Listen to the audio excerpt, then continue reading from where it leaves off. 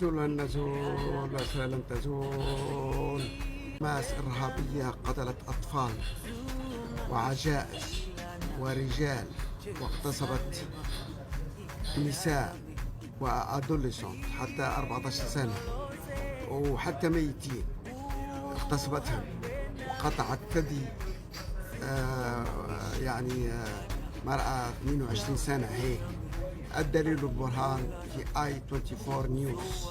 شوفوا آي 24 نيوز. حماس إرهابية في أمريكا، مصنفة إرهابية في الخليج، في كل البلدان حتى مصر والسعودية والإمارات. كل من يتبع حماس هو إرهابي مجرم، وفي الغرب سيطردوكم. أنتم تقولوا القضية فلسطينية، أنتم تحبوا حماس، لكن التقية تقات. لا ترضى عليك اليهود والنصارى إلا أن تتبع ملتهم التقية تقات. حماس قتلت، ذبحت، اغتصبت 30